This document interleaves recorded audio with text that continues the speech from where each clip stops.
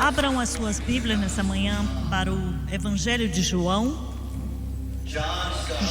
O Evangelho de João, capítulo 5. Nós iremos começar a ler no versículo 1. Depois disso, está falando da cura que tinha acontecido. Depois disso, havia uma festa entre os judeus. Agora perceba a terminologia do Espírito Santo. Uma festa entre os judeus, que ele não tinha reconhecido. E Jesus subiu a Jerusalém, e em Jerusalém, próximo à porta das ovelhas, um tanque chamado, em Hebreus, Betesda, o qual tem sido alpedres. Nesse jazia grande multidão de enfermos, cegos, coxos e paralíticos, os esperando o movimento das águas. Portanto, um anjo descia em certo tempo ao tanque e agitava a água, e o primeiro que ali descia depois do movimento da água sarava de qualquer enfermidade que tivesse. E estava ali um homem que havia 38 anos se achava enfermo. E Jesus, vendo este deitado e sabendo que estava neste estado havia muito tempo, disse-lhe: Queres ficar são? Queres ficar são? Que pergunta! E sabe de uma coisa, igreja? Ele ainda está fazendo essa pergunta hoje. Queres ficar são? O enfermo respondeu-lhe: Senhor, não tenho homem algum que, quando a água é agitada, me coloque no tanque. Mas enquanto eu vou, desce outro antes de mim. Jesus disse-lhe: Levanta-te, toma a tua cama e anda.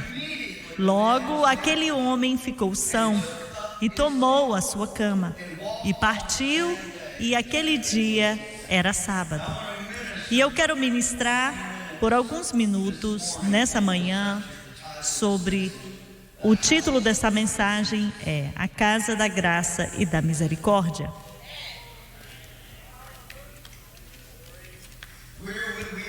Porque onde nós estaríamos sem a sua graça e misericórdia? Estaríamos no inferno. Estaríamos presos pelo álcool, pelas drogas e pelos pecados da carne. Mas por causa da sua graça e misericórdia, o nosso nome está escrito no livro da vida. A casa da graça e da misericórdia. Abaixem as suas cabeças. Pai, nos achegamos a Ti no nome do Teu Filho Jesus. Senhor, nós Te agradecemos pelo Espírito do Senhor que sentimos aqui nessa manhã. Eu me achego a Ti. Eu preciso da ajuda do Espírito Santo.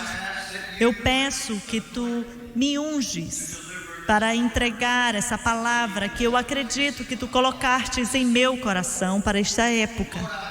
Senhor, eu sei que eu sinto no meu espírito que essa mensagem é para aqueles que estão assistindo. Tu sabes quem está assistindo, que está na frente da televisão. Tu sabes quem está na frente do computador. E Tu sabes as necessidades das vidas, aqueles que estão presos pelas coisas desse mundo. Tu viestes para que eles tenham vida e vida em abundância.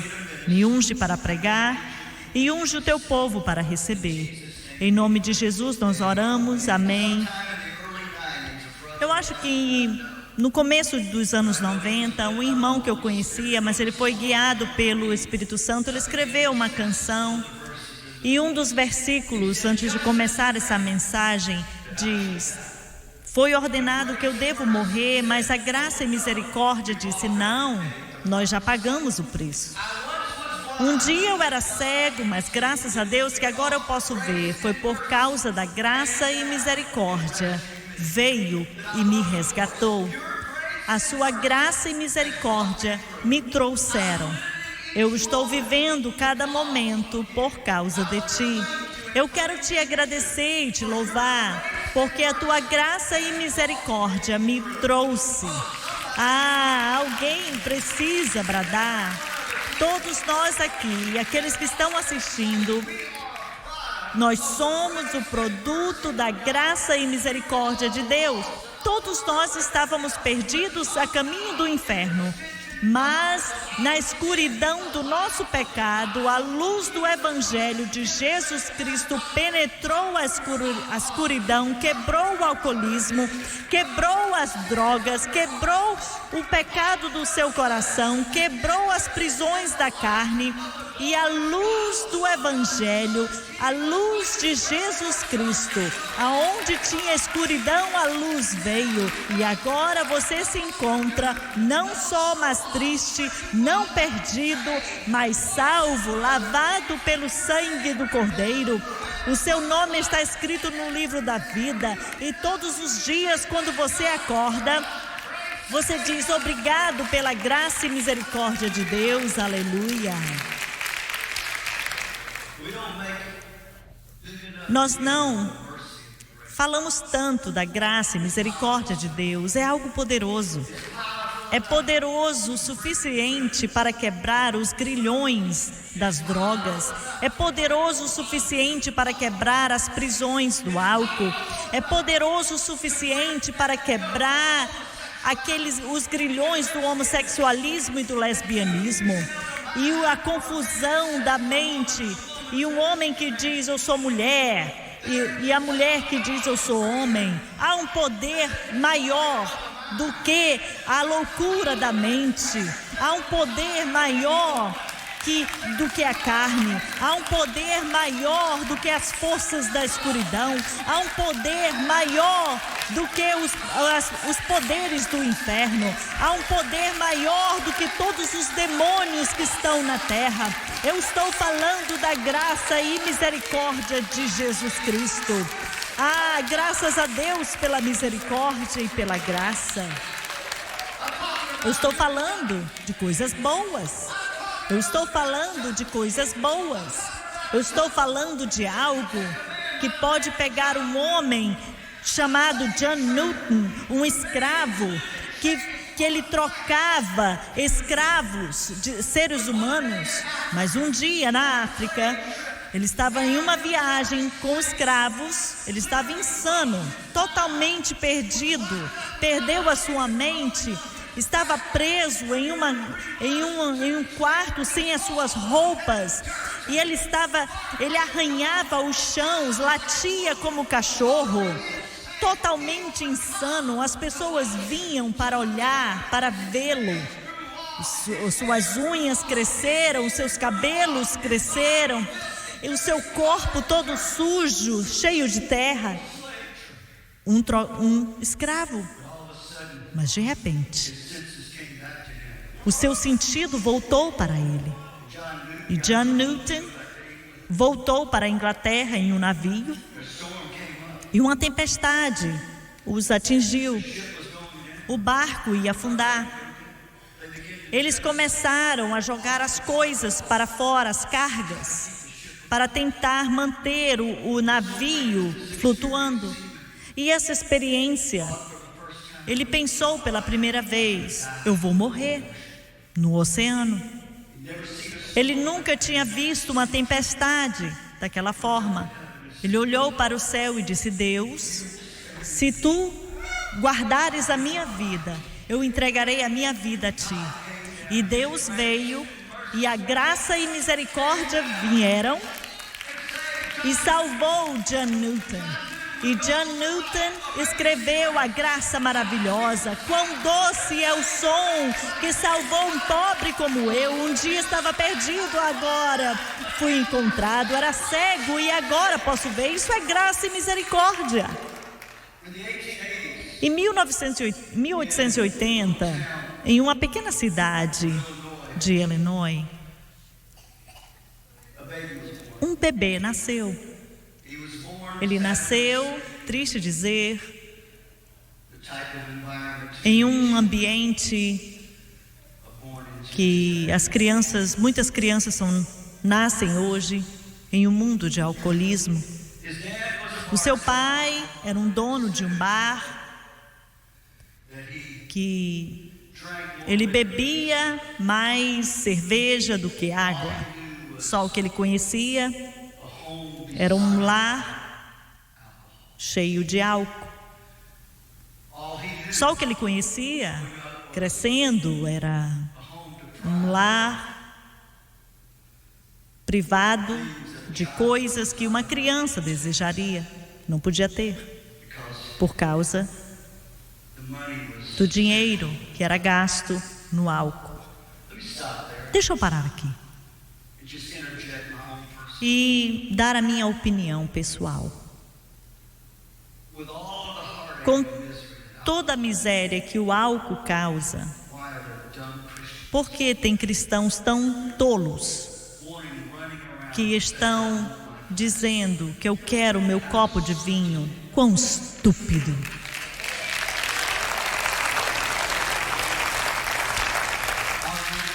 Eu quero uma garrafinha de cerveja. Que estúpido!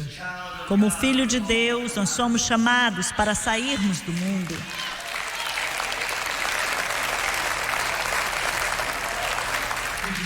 Você ouviu o que eu disse? Coloque de lado a sua garrafinha de cerveja e se ajoelhe, seja cheio do Espírito Santo.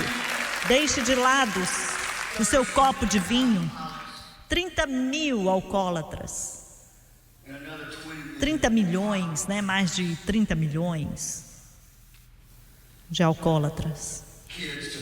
Crianças que estão sendo privados das coisas necessárias que uma criança deve ter. Estúpido, estúpido, estúpido. Estúpido mesmo. Muito estúpido. Ignorante. Ignorantes, ignorantes. Se eles recebessem o Espírito verdadeiro. Há um Espírito que vai te dar, vai te dar algo que você vai se alegrar 7 dias por semana, não te custa nada, não te deixa bêbado. Ah, você é apenas um pregador que não sabe o que faz. Olha, não, e você é um bêbado tolo. É isso que você é. Ah, eu não fico bêbado. Ah, quando você bebe um copo de vinho, você não sabe quanto álcool tem nesse copo de vinho. Um copo de vinho pode te tirar o teu senso. E eu vou deixar isso para um outro sermão. E eu vou fazer as pessoas bem chateadas. Isso aqui é apenas uma amostra, tá? Eu estou apenas pisando no pé de algumas pessoas. Mas quando eu pregar de verdade, eu vou bater no queixo de muita gente. Mas deixa para lá, né, gente? Mas sabe, quando você vê tantas crianças nascendo nesse tipo de família, eles veem o dano. Eles dizem para eles mesmos: eu não vou ser como meu pai. Mas em muitos casos, eles se tornam como seus pais. E durante o tempo da adolescência, esse menino era um alcoólatra. Se casou com uma idade muito nova. Ele, e na dependência, né, do álcool. E ela percebeu, a sua noiva reconheceu que ela tinha casado com um bêbado. E o álcool começou a tomar conta da sua vida. Ele não podia mais se controlar. Ele era contratado, trabalhava por um tempo, aí fazia contratos, aí ele ia embora por vários e vários dias. Muitas vezes ele acordava sem ter nem sequer uma lembrança de onde ele estava, ou o que ele fez, ou o que tinha acontecido.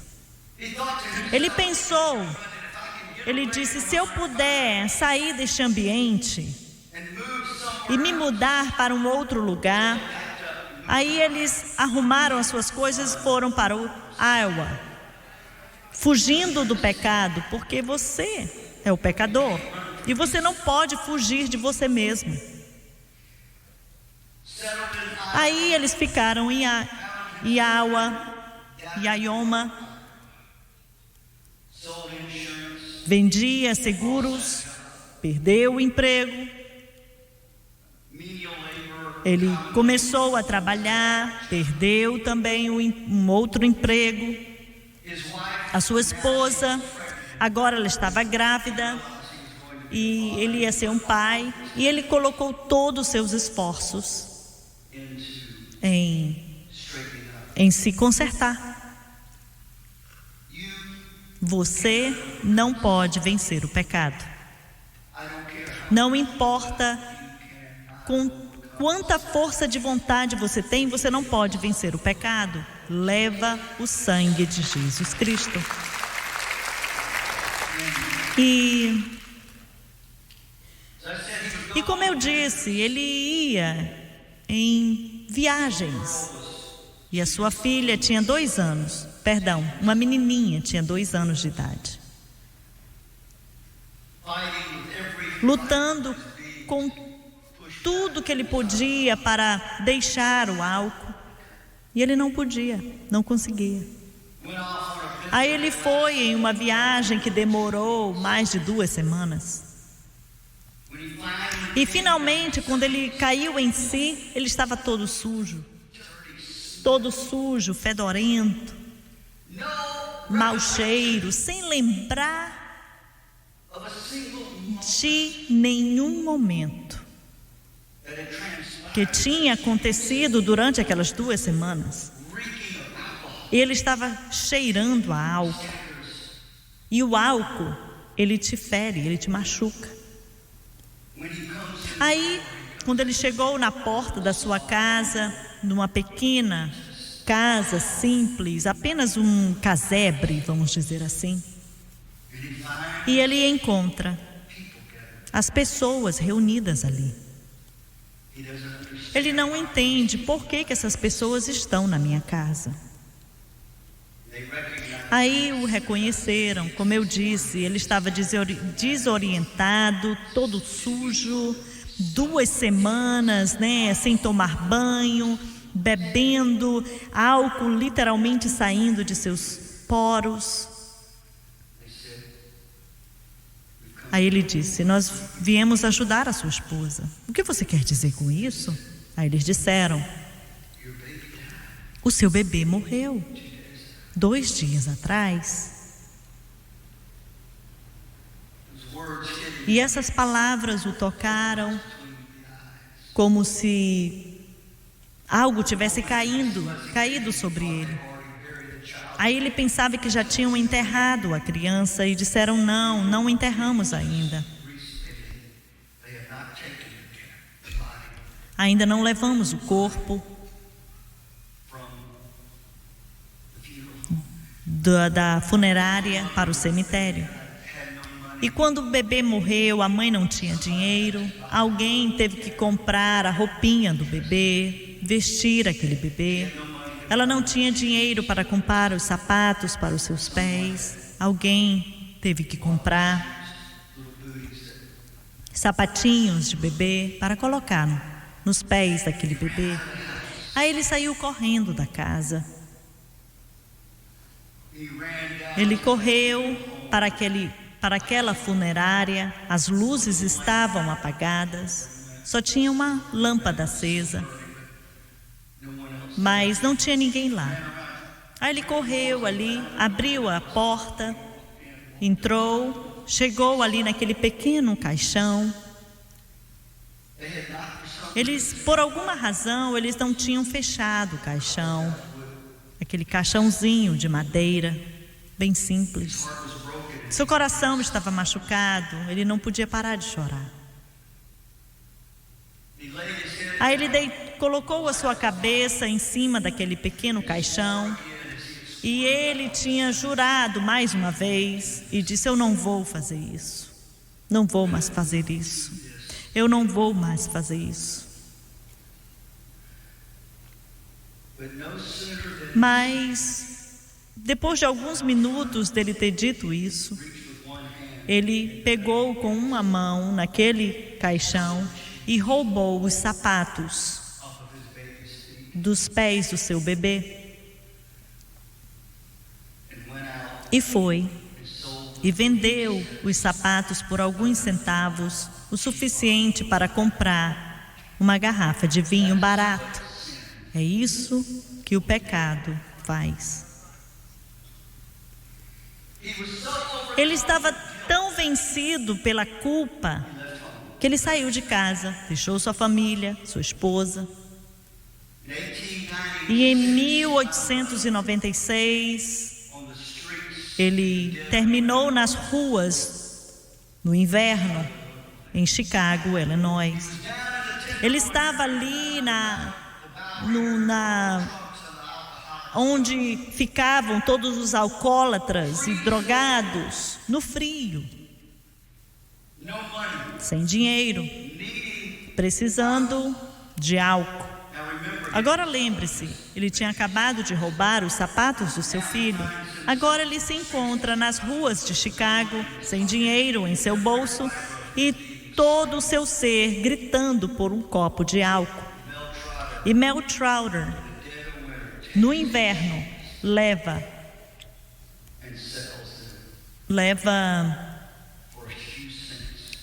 o que ele tinha e vende por alguns centavos para comprar um copo de uísque. E ele estava caminhando ali na neve, nas ruas cheias de neves, depois dele ter vendido os sapatinhos.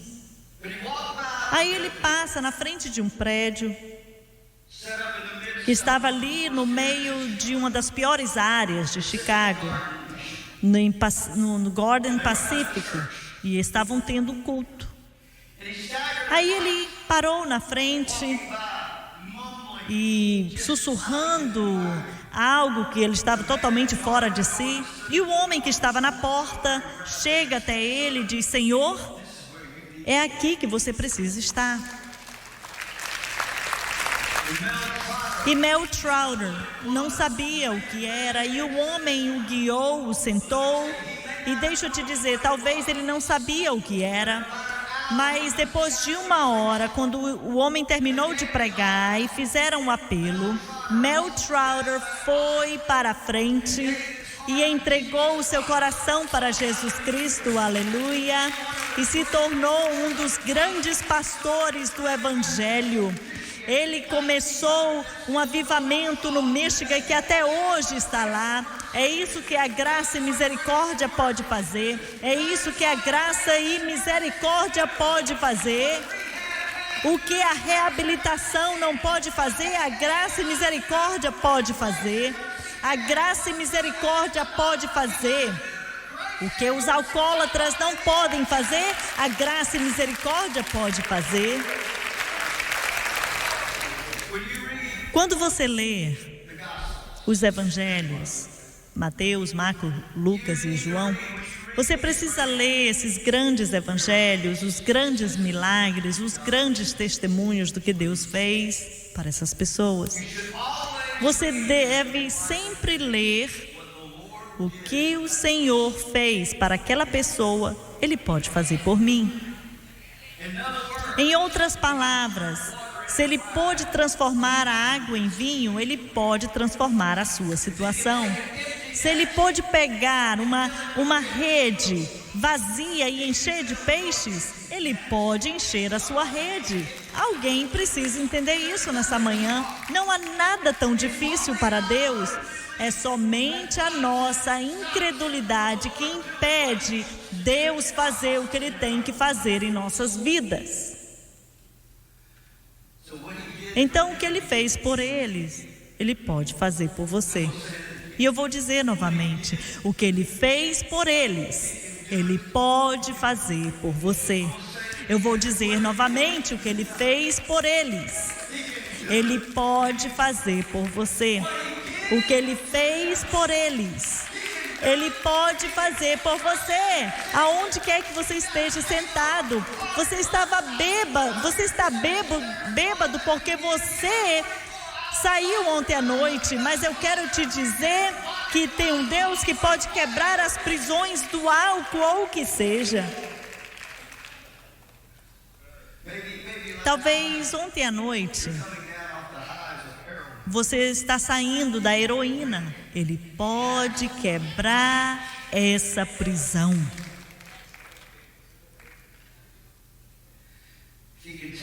Se ele pode pegar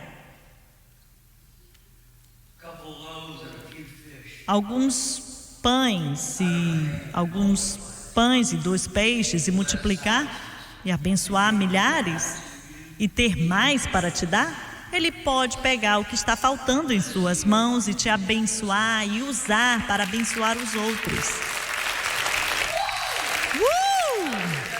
Eu disse isso de propósito, porque amanhã alguém vai dizer: eu não tenho de $25. Ele pode pegar o que é pouco. Se você der para ele, ele pega, tira das suas mãos e multiplica. Aleluia.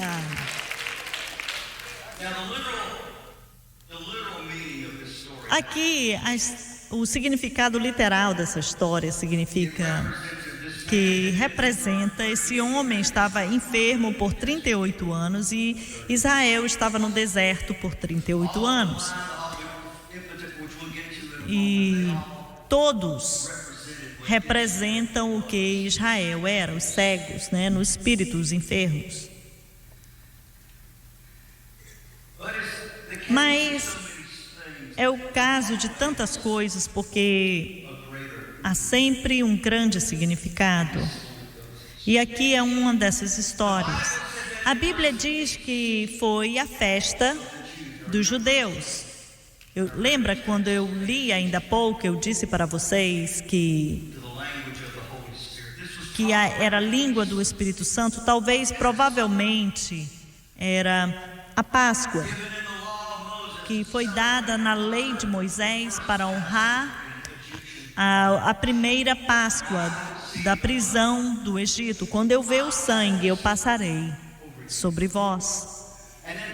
E aqui, na lei de Moisés, foi dado todas as festas, mas nessas festas comemoravam para ser um memorial para as grandes coisas que o Senhor tinha feito.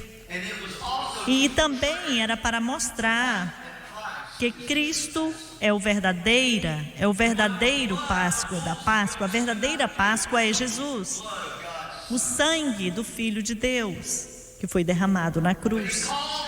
Mas ele chama a festa entre os judeus porque o Espírito Santo não estava presente. Tinha perdido o seu significado. Não significa que não tinham indivíduos em Israel que não observavam esse memorial, propriamente. Mas o corpo religioso tinha se tornado somente uma cerimônia religiosa e a presença de Deus não estava lá. Eu me pergunto nessa manhã, em toda a América e em todo o mundo, as pessoas estão nas igrejas hoje. Quantas dessas igrejas é apenas uma conferência religiosa e sem a presença de Deus? Sem a presença do Senhor, não há igreja.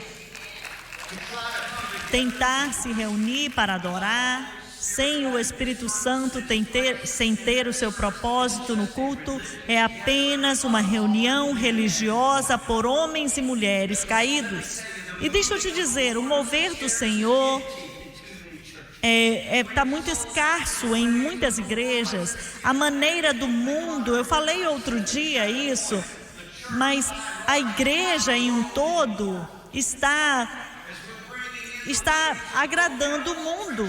Nós não queremos pregação, não queremos mais pregação expositória, não falamos do pecado porque pode ofender alguém. Escute, olha, o meu trabalho não é ser seu amiguinho, não é o trabalho do pregador ser seu amigo.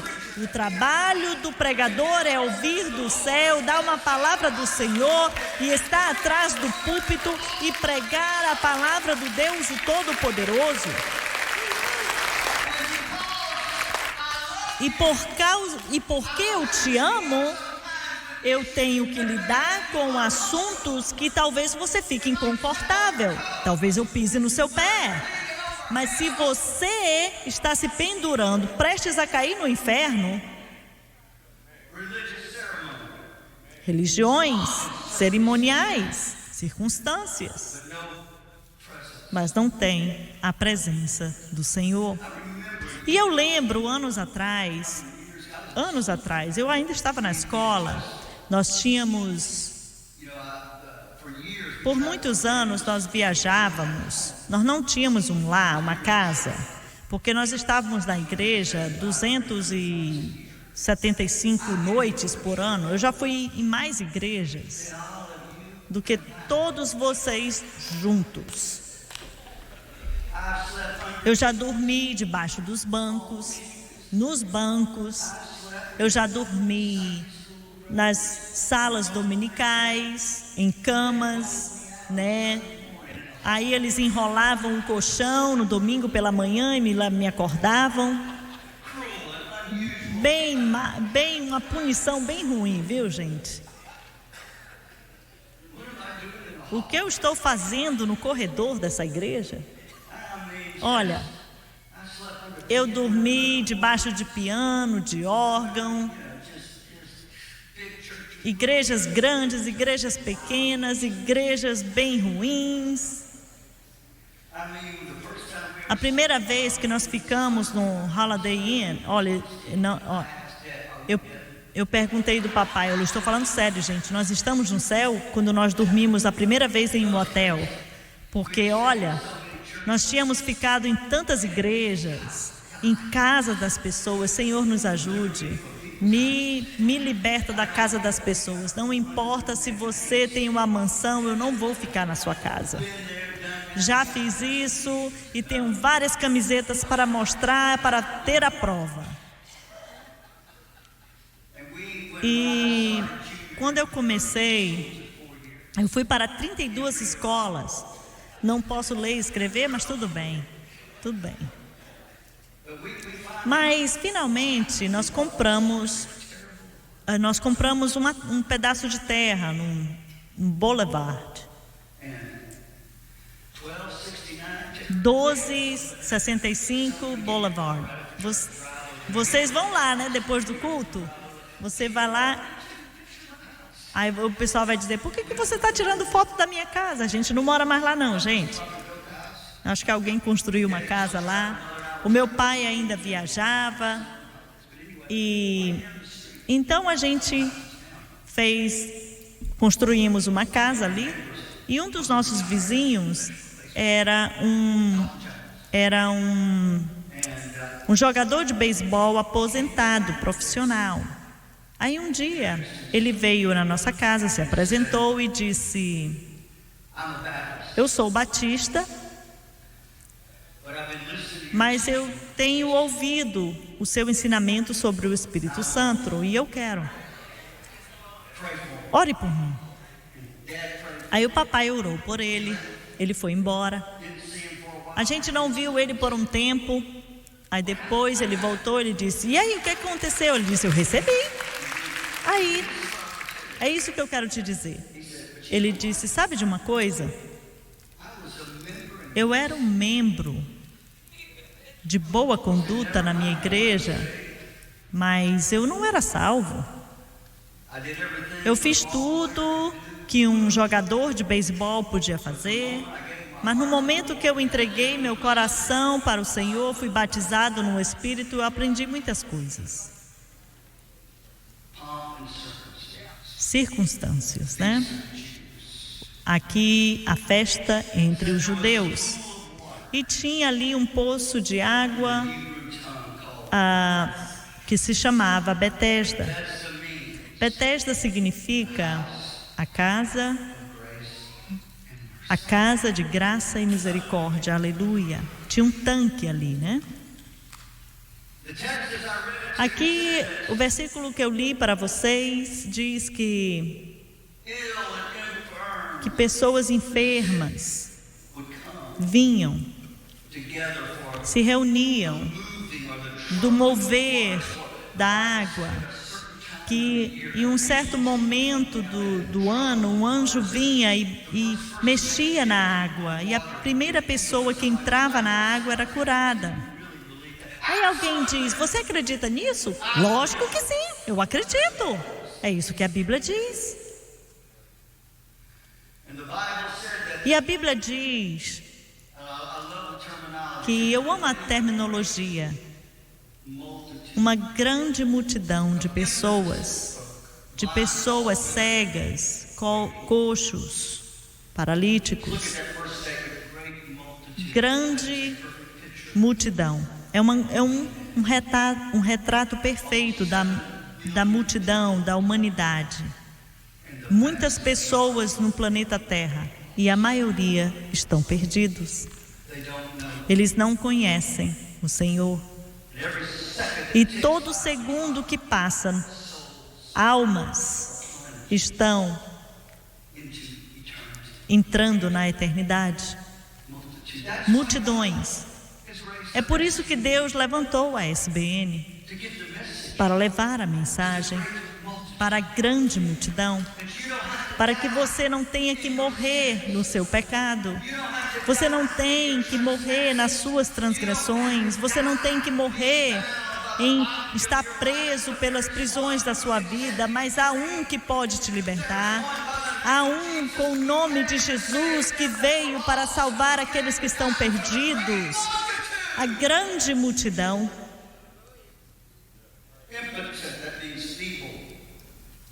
Grande multidão, enfermos. O pecado vai te deixar enfermo. Você não pode fazer as coisas que você quer fazer. Cegos, espiritualmente cegos. Eles, olha, é incrível que eles vão buscar Deus hindus, eles vão buscar isso chamado esse Deus, aquele Deus, nunca encontrando nada. São cegos. Eu amo essa igreja, mas se a sua salvação está nessa igreja, você está perdido. Você está perdido? Eu gostaria que todas as pessoas do mundo viessem para Baton Rouge, viessem para a nossa igreja. Tínhamos que construir um prédio maior. Mas se eles estão vindo porque a sua fé está aqui, eles estão perdidos, fracos,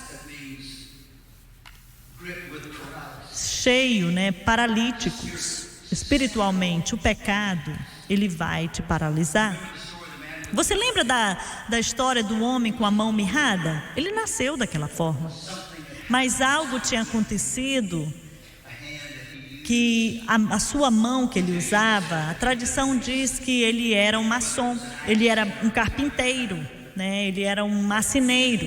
E então algo aconteceu com a sua mão que aquela mão ficou mirrada.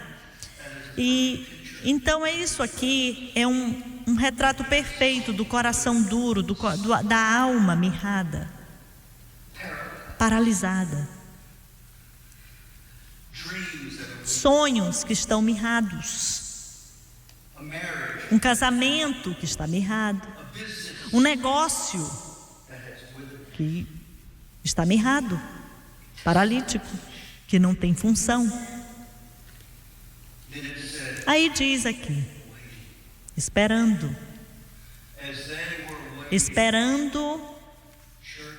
a igreja acorde.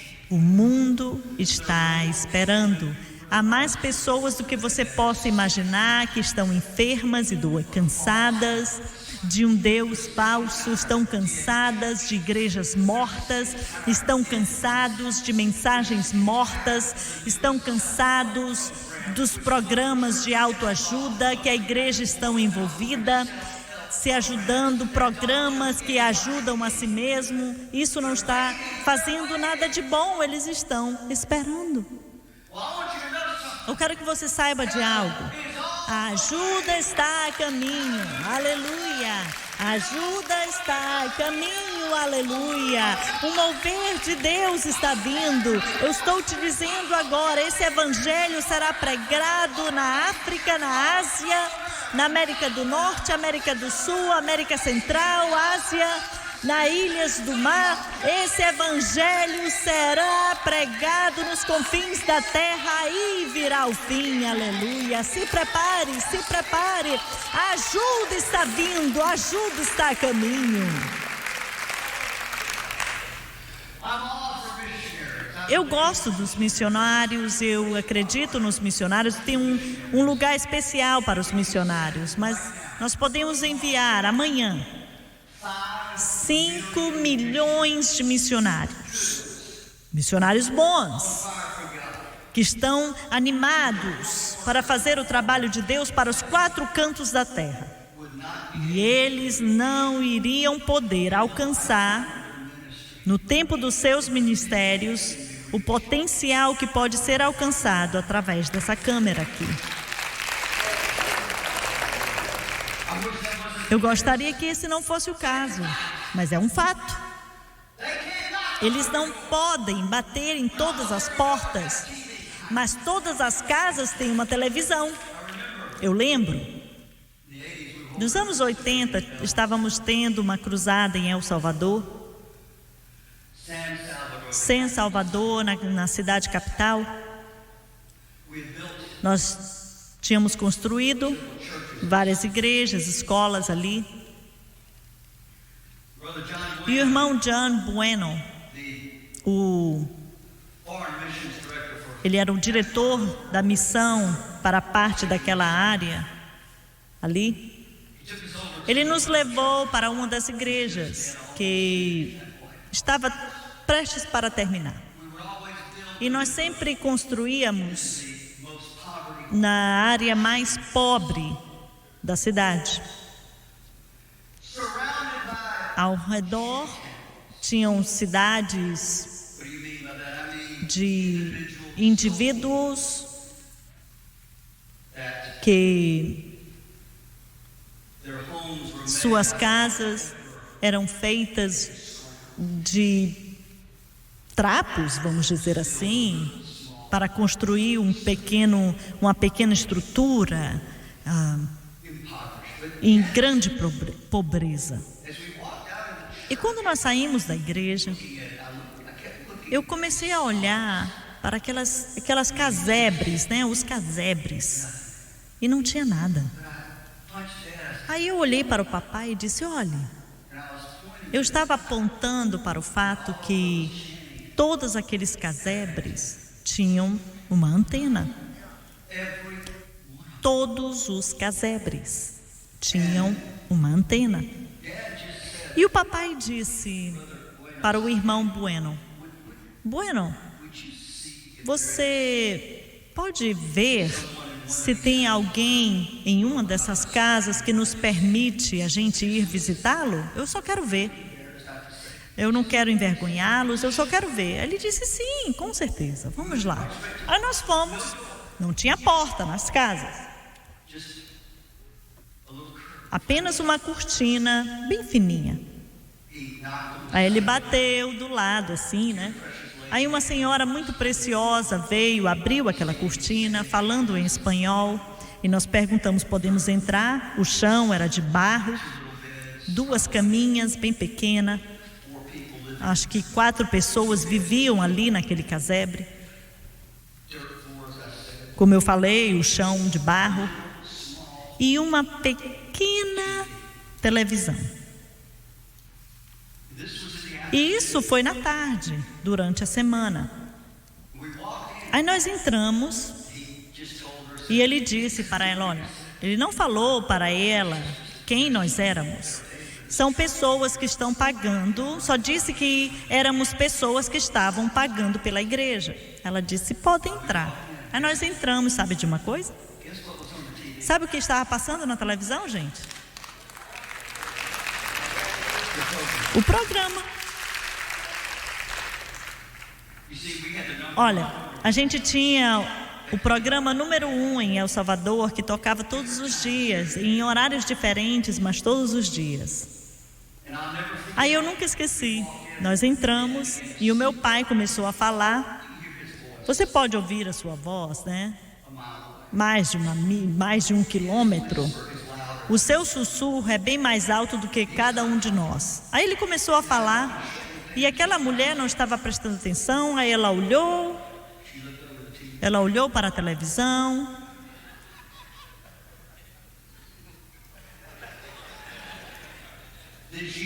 Aí ela começou a falar em espanhol. Ela começou a dizer aleluia. Mas há um ponto aqui. Eles não conheciam ela. Ela nunca tinha ido para uma igreja pentecostal. E depois que aquela igreja terminou, eu acredito que ela ouviu, mas estávamos na casa dela. E se tornou claro, depois de alguns minutos, que ela conhecia o Senhor. Esperando. Um certo homem que tinha uma enfermidade por 38 anos. A Bíblia diz que Jesus o viu. Olha, segure isso aí.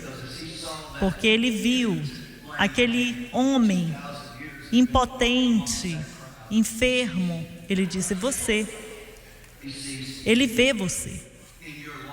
Na sua perdição, ele te viu, aleluia. Ele viu aquele homem. E ele fez a pergunta para ele: queres ficar são? Aleluia! É um cheque em branco. É um cheque em branco. Aqui está o papel. É um cheque em branco. Escreva. Escreva com quantos zeros você quer. Você queres ficar são? Eu não estou falando só fisicamente. Queres ficar são em todos os sentidos da sua vida? Quando Jesus morreu na cruz do Calvário, Ele morreu para a sua vida emocional, física, espiritual. Alguém precisa louvar.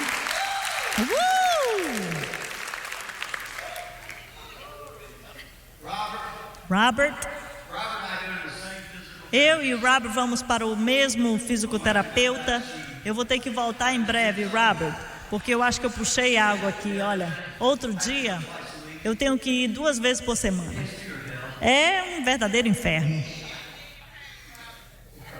Dói muito, mas ele me mantém de pé. Eu estava dirigindo de volta de uma sessão. Aí meu telefone tocou, era o meu amigo. Ele disse, o que você está fazendo? Aí eu disse, olha, acabei de sair da terapia. Eu não disse terapia fisioterapia. Eu acabei de sair da terapia. Aí eu pude perceber que ele disse, hã? Terapia. Tá. Aí eu disse, não, rapaz, fisioterapia.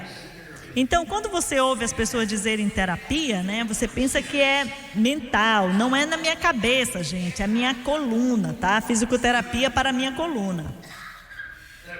Queres me fazer são? Queres ficar são? Essa palavra aqui no grego é saudável. E deixa eu te dizer algo. Tem mais saúde não só para a sua saúde física, mas saúde espiritual. Pelas suas pisaduras nós somos sarados. O pecado foi coberto.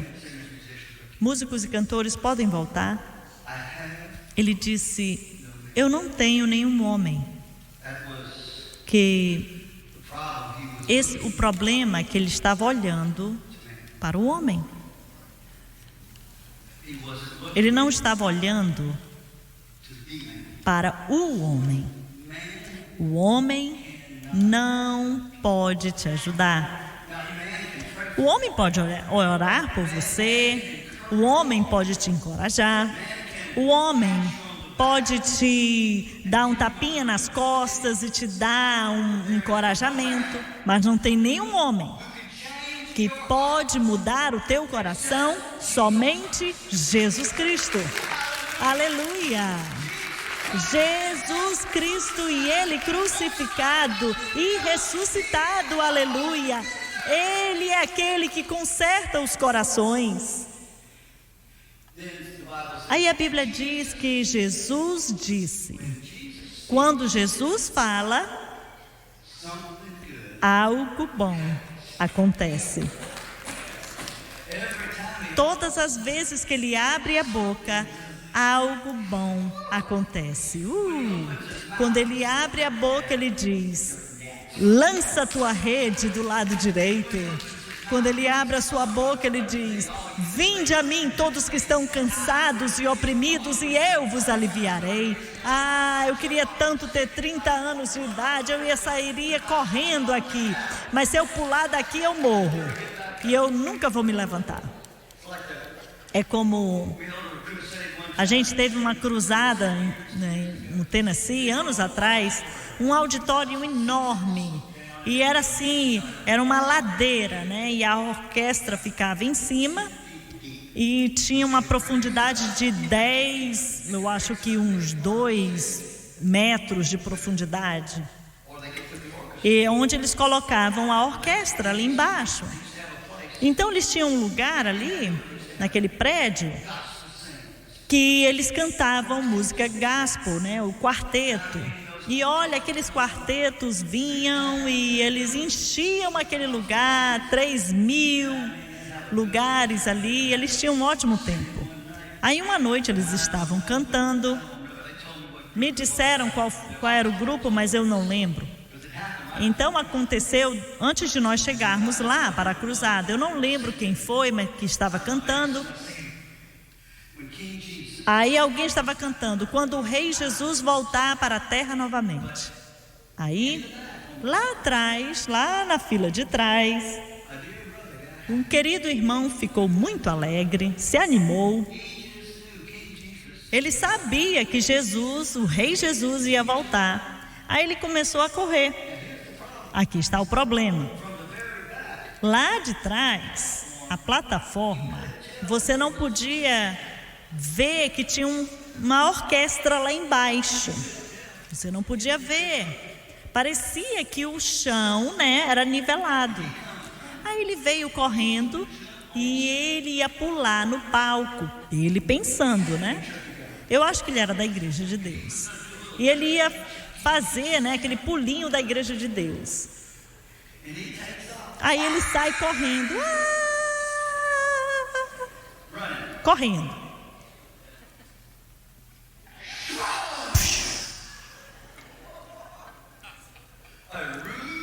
Uma realidade bem forte, viu? Olha, não o que ele pensava. Ele não viu o Rei Jesus, ele viu todos os anjos do céu, ele viu até os passarinhos voando. O derrubou, coitado, sem sentido. Aí me contaram que o grupo que estava cantando começou a olhar assim para ele e começaram a fazer assim. Será que ele está morto? Ou será que ele está vivo? Aí disseram que depois de 10 minutos, você via uma mão se apoiando, mas ele tinha caído bem forte ali. Ele não tinha força para se levantar mais, porque a queda foi tão brutal. Aí ele disse, ajuda! E o quarteto disse, continue tocando, por favor. Aí tiveram que ajudá-lo, né, a sair de lá. Eu não sei por que eu contei essa história, gente. Quando Jesus disse, levanta-te, levanta-te, levanta-te. Satanás te derruba, mas Jesus te levanta. Levanta-te.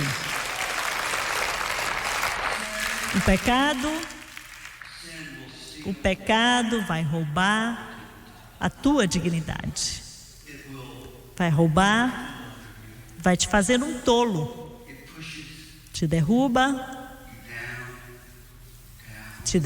para baixo, cada vez mais baixo. Mas Jesus te levanta. Aleluia. Ele disse, toma tua cama A cama que ele tinha levado para lá, que não podia andar. Então significa que ele foi carregado para aquele lugar. A cama que o levou, agora ele estava carregando aquela cama.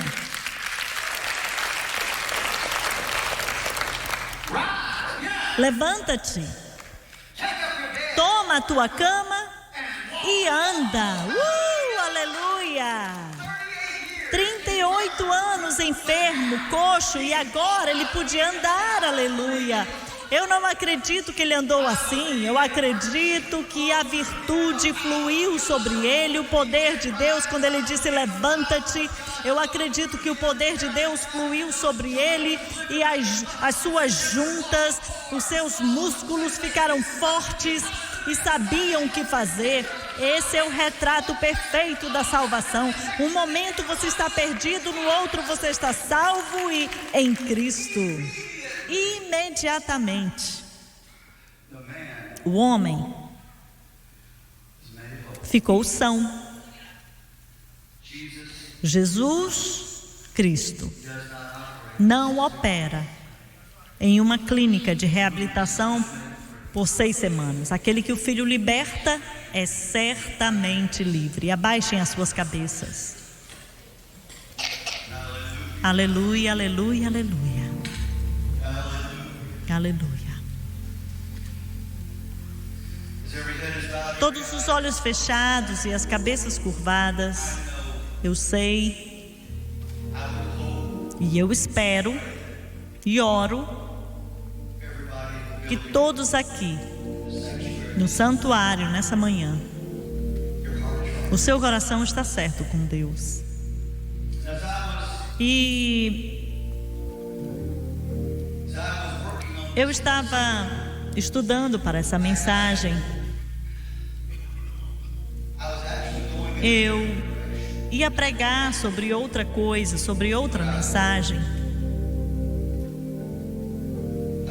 Mas eu senti que o Senhor colocou em meu coração a pregar sobre isso, e eu acredito que o Senhor falou sobre isso para mim. Que vai ter alguém que está assistindo. Mas eu não quero deduzir que todos aqui, que está tudo bem entre você e o Senhor Jesus Cristo. Todos os olhos fechados e as cabeças curvadas. Como o apóstolo Paulo disse há muito tempo atrás, que todo homem examine-se a si mesmo, se ele está na fé. Somente você pode responder a pergunta: você está por completo? Tudo está correto dentro de você? Entre você e o Senhor? Você olha para si mesmo e faz essa pergunta para você mesmo, e você julga o seu próprio coração.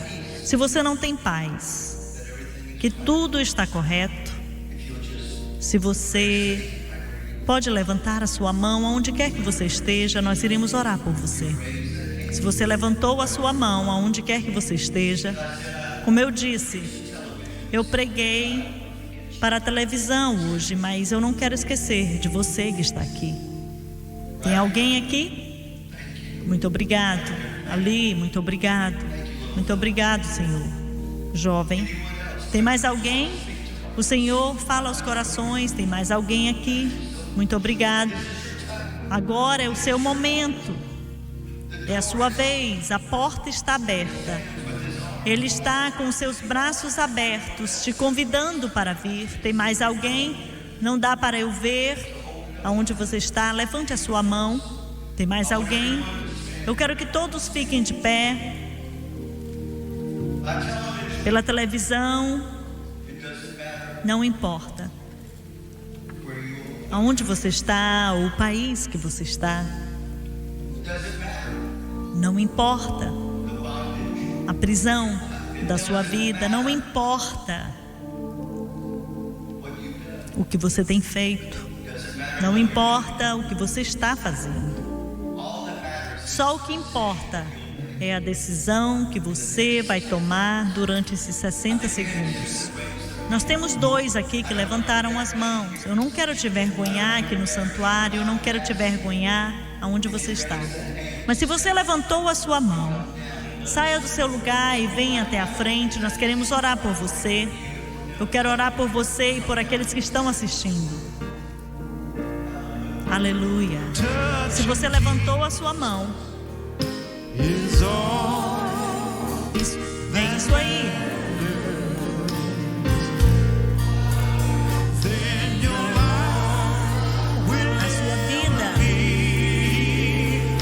A sua vida.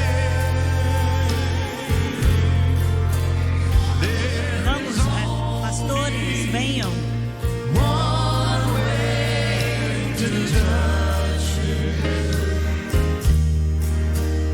Somente creia.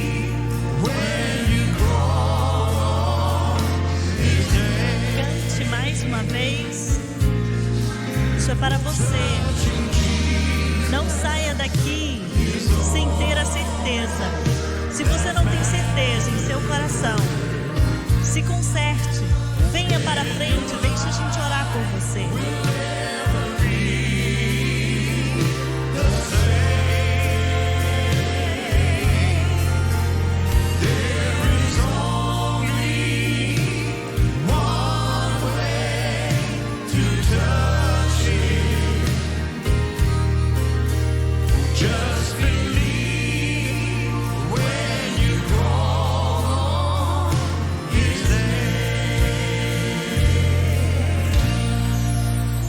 Eu quero que você olhe para mim, você que está aqui.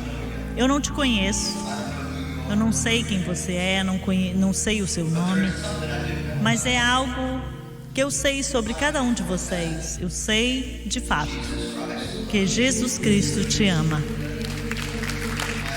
Eu sei disso. Eu sei disso. E eu sei pela televisão, Facebook, YouTube, SBN Now, o aplicativo da SBN. Como você estiver assistindo, Ele te ama. E Ele está fazendo a mesma pergunta. Você quer ser são? Queres ficar são? Ele está te convidando para vir para a casa da graça e misericórdia. Eu irei orar a oração do pecador. E eu irei pedir de todos que estão aqui para repetir após mim em voz alta. Entendendo que não é dizer palavras, mas é crer nessas palavras. Se você crer nessas palavras, Ele irá te salvar. Televisão, aonde quer que você esteja, repita as palavras. Eu quero que vocês levantem as suas mãos como sinal de rendição. E você que está no auditório, estendam as suas mãos em direção àqueles que estão aqui na frente. E você que está assistindo pela televisão, e vocês que estão aqui, repitam após mim, para que as suas vozes não fiquem sozinhas. Repitam após mim: Pai Celestial, eu venho a Ti em nome de Jesus. Eu sou um pecador, mas eu sei que Tu és o Salvador. Eu creio que Jesus Cristo é o Filho de Deus. Eu creio que Jesus Cristo morreu na cruz e derramou o seu sangue pelos meus pecados. E eu creio que no terceiro dia Ele ressuscitou dos mortos. E porque Ele vive, eu posso viver também. Agora, pela fé, eu creio que o sangue de Jesus Cristo nos lava, nos limpa o meu coração de todo pecado. E agora, pela fé, eu posso dizer: eu sou salvo, eu nasci de novo, eu sou uma nova criação em Cristo Jesus. Vamos aplaudir ao Senhor em louvor pela televisão, aonde você está. Se você fez essa oração, queremos enviar este livro para você gratuito. O que eu devo fazer para ser salvo? Tem boas informações que você precisa ter, que você agora está caminhando em uma jornada diferente. Nos ligue, nos envie um e-mail O e-mail está na tela e nós enviaremos para você gratuitamente. Cumprimente quem está do seu lado. Nos veremos às 18 horas.